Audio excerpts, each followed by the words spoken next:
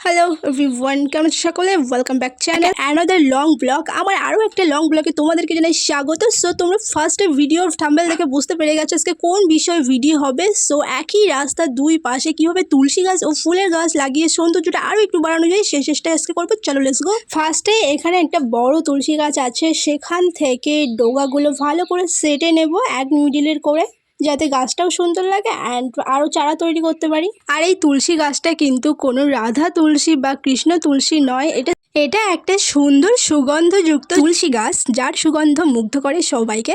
আমার বাড়ির সবাইকে। সবাই তো এই তুলসী গাছের স্মেলটা সবসময় উপভোগ করে অ্যান্ড আমারও খুব সুন্দর লাগে। আর দেখো, অনেকক্ষণ কিন্তু কথা বলতে বলতে আমার কাটিং করা পুরোটাই কমপ্লিট। এবার গর্ত করে এক জায়গায় বসিয়ে দেবো ভালো মতো করে, যাতে শেকড়গুলো খুব সুন্দরভাবে বের হয়। আমি কিন্তু সবগুলো এক জায়গাতেই বসাবো, তোমরা চাইলে আলাদা করে বসাতে পারো। কাটিংগুলো ঝটপট বসিয়ে নেব।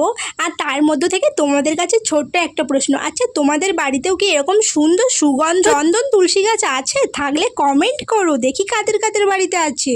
আমি আমার বাবাকে দেখেছি তুলসী গাছের আগা ছেটে এরকম সুন্দর তুলসী গাছ তৈরি করতে, তো আমিও ট্রাই করলাম। আর তুলসী গাছের এরকম সুন্দর ছেটে ডগাগুলো বসালে কত যে সুন্দর চারা তৈরি হয় সেটা কিন্তু আগে আমি জানতাম না। এটা সম্পূর্ণ আমার বাবা আমাকে শিখিয়েছে। আর আজকে যে জায়গাটায় আমি বাগান তৈরি করব, তুলসী গাছের বাগান, সেই জায়গাটা ভালো করে পরিষ্কার করে নিয়েছি। আগে থেকে আমার মা পরিষ্কার করে দিয়েছে। এবার এখানে আমি চারা বসাবো খুব সুন্দর করে। আমি কিন্তু গর্তগুলো অনেক দূরে দূরে করব, কারণ অনেক ঝাঁকালো হয় আর অনেক বড় হয় গাছগুলো, ওই জন্য 1-2 হাতের মতো ফাঁকা রেখে আমি গাছগুলো বসাবো। আর আরও একটা কথা তোমাদেরকে বলে রাখি, এই চারাগুলো কিন্তু তোমরা তৈরি করতে পারবে শুধুমাত্র বর্ষাকালে, আর গরমকালে তো মোটেই হবে না, কোনো কথা নেই। এই ডাল ছাটা গাছগুলো সব মরে যাবে। আর বর্ষাকালটাই হলো মোক্ষম সময়, এই সময়ে চারা বসালে কোনো চারা নষ্ট হবে না, ডালগুলো সব সুন্দরভাবে হয়ে যাবে। ফাইনালি 4টে গর্ত করে কমপ্লিট, তো এখনও অনেক কটা বাকি আছে, পুরোটা করে নিই।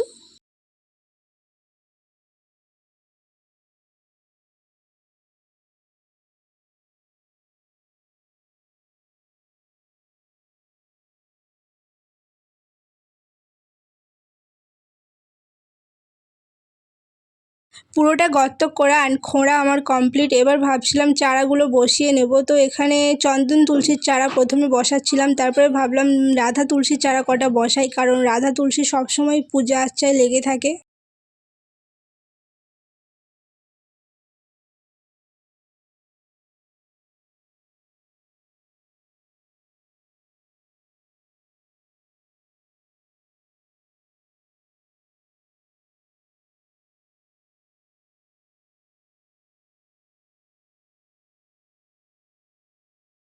পরপর 3টে রাধা তুলসী রুয়ে নিলাম, এবার একটা চন্দন তুলসী গাছ দেব।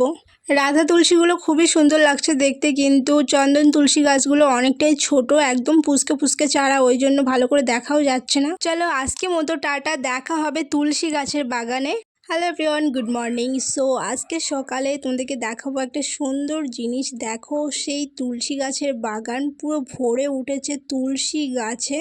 আর এখানে কিন্তু চন্দন তুলসীগুলো বেশি ঝাঁকালো হয়েছে। আমি বলেছিলাম চন্দন তুলসী প্রচুর ঝাঁকালো গাছ হয়, কিন্তু সেই তুলনায় রাধা তুলসীগুলো ঢেকে গিয়েছে, অতটাও ঝাঁকালো হয়নি। তাও দেখতে পাচ্ছ মাঝে 2-1টা ঝাঁকালো হয়ে ওঠার চেষ্টা করছে। রাস্তার পাশে আরও একটা ফুল গাছ লাগিয়েছে, এই পর্তুলিকা ফুলের গাছগুলো, মিনি গোলাপ আমি বলে থাকি, তোমরা কি বলো জানি না। তো রাস্তার পাশে লাগিয়েছিলাম, সেটা ভিডিও করা হয়নি। এবার বলো তো কেমন লাগছে, একদিকে তুলসী গাছ অন্যদিকে পর্তুলিকা, কেমন লাগছে বিভিন্ন কালারের?